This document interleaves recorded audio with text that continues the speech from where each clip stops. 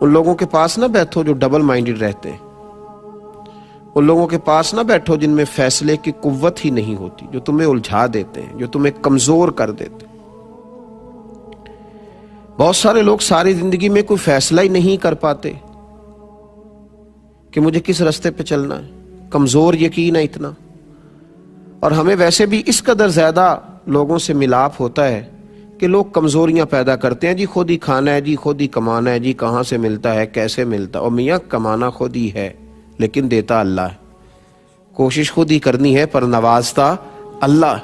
یہ یاد رکھنا پڑے گا، اس پر ہمیں توجہ دینا پڑے گا۔ یہ کیا بات ہوئی کمزور باتیں کرنا اور یقین کے اندر کمزوری لانا۔ اقبال نے ایک مثال دی، اقبال کہنے لگے کہ دنیا میں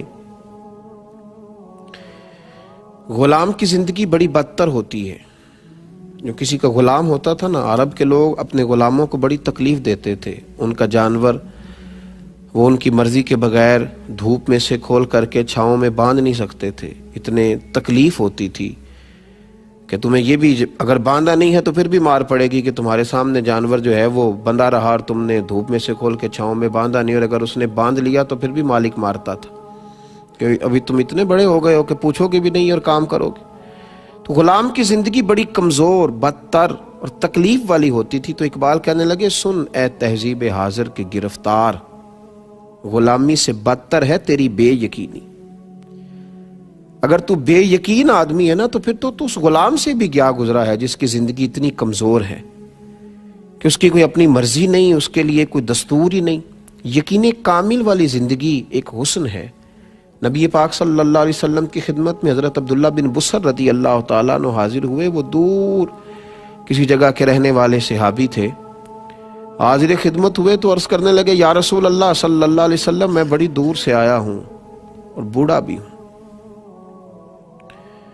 یا رسول اللہ صلی اللہ علیہ وسلم، نہ جانے دوبارہ لوٹ سکوں کہ نہ لوٹ سکوں، اور حضور ممکن ہے زندگی بھی اتنی وفا کرے نہ کرے، مجھے کوئی ایک ایسی بات بتائیں جس پر میں جم جاؤں تو میری دنیا بھی بن جائے اور آخرت بھی بن جائے، میں اس پر ڈٹ جاؤں تو میری دنیا بھی بنے، یعنی یہاں کی بھی مجھے کامیابیاں ملیں، یہاں بھی اگر میں سوسائٹی میں کوئی مقام لینا چاہوں تو وہ بھی اللہ مجھے عطا کرے، مجھے ایک ہی بات بتائیں۔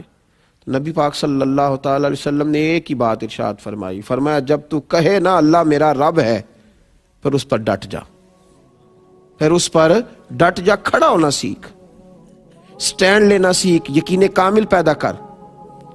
پھر یہ تیری جو کمزوری ہے نا، تیرے ٹوٹتے جملے، تیرے بکھرتے لفظ اور تیرے حروف میں کمی، اور پھر تیرا کمزور لب و لہجہ، تیرا بہت بڑا دعویٰ اور پھر ذرا سا کسی کا فون آنا اور تیرا بکھر جانا، تیری بڑی باتیں پر تیرا انداز وہی کمزوروں جیسا، پھر اس سے نکل، پھر تو کہیں کھڑا ہونا سیکھنا، پھر ذرا کچھ معیار زندگی پیدا کرنا، اگر دنیا میں جینا ہے تو کچھ معیار پیدا کر، پھر ذرا حوصلہ پیدا کر، پھر یقین کی دولت اپنے ہاتھ رکھ، پھر ذرا مضبوطی دکھا۔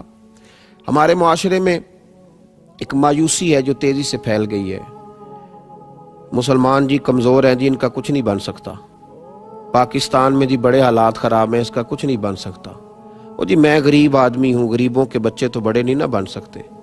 یہ ساری مایوسیاں پھیلائی گئی ہیں، یہ یقین کی کمزوریاں ہیں، یقین کی کمزوریاں ہیں۔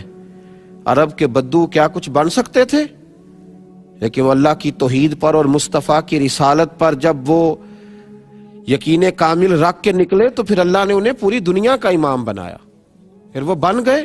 اس وطن کا کیوں نہیں کچھ بن سکتا؟ اس وطن کی مٹی میں بڑی خیر ہے، بڑا حسن ہے۔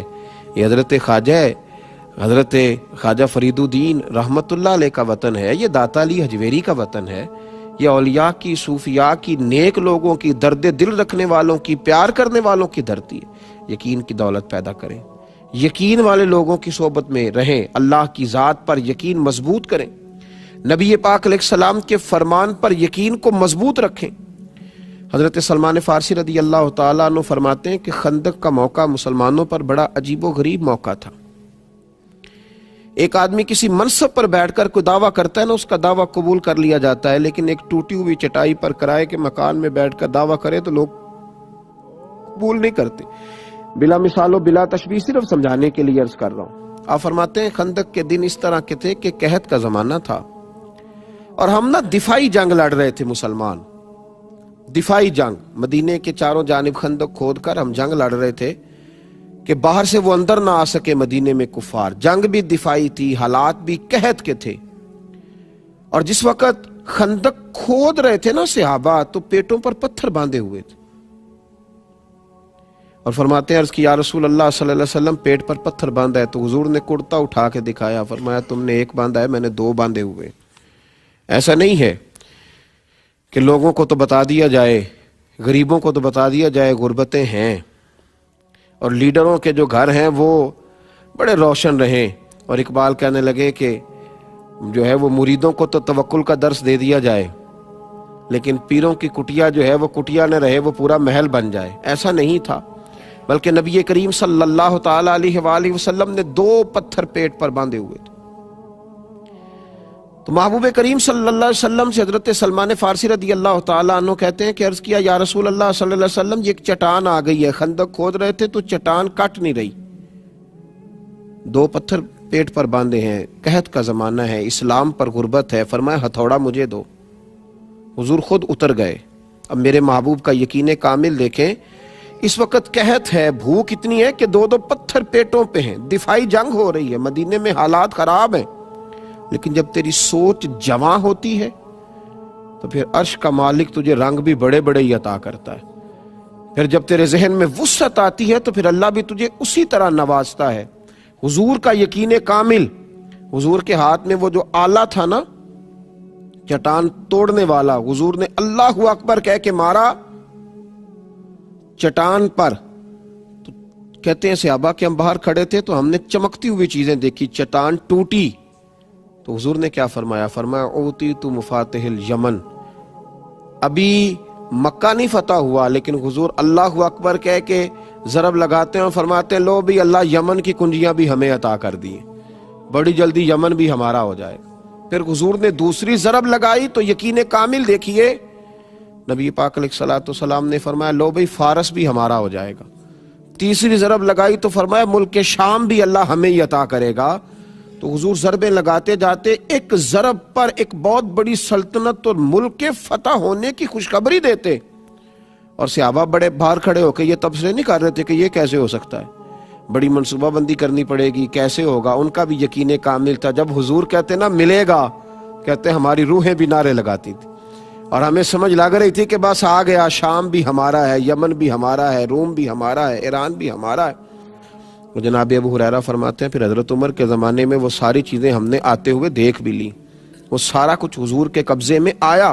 یقین تو پیدا کرنا، اٹھ باندھ کمر کیوں ڈرتا ہے، پھر دیکھ خدا کیا کرتا ہے۔ کمزوری نہ دکھائیں، ٹوٹتی ٹوٹتی باتیں، کمزور ہمارے فکرے، ہمارے لب و لہجے کی وہ مایوسی، ہمارے لفظوں کا وہ کمزور پن۔ ہم تو کسی سے بات کرتے ہیں تو گھبراتے ہوئے، اور غریب آدمی سے زیادہ شکوہ ہے، یہ بیٹھتا ہے ہر جگہ ڈر کے، سہم کے، پیچھے ہٹ کے۔ او بھائی کچھ بھی نہیں ہوگا، حالات کے سہمے ہوئے لوگوں کو بتا دو، حالات بدل جاتے ہیں، ایک جیسے نہیں رہتے، کچھ بھی نہیں ہوتا۔ یہ جتنے لوگ آپ کو شہروں میں اور بڑی بڑی بلڈنگوں میں نظر آ رہے ہیں، یہ کسی نہ کسی غریب گھر سے اٹھ کے آئے ہوئے، کچھ بھی ایسا نہیں ہے۔ یہ سب جب میدانوں میں نکلے تو اللہ نے انہیں نواز دیا، یقین کامل کی دولت پیدا کرے۔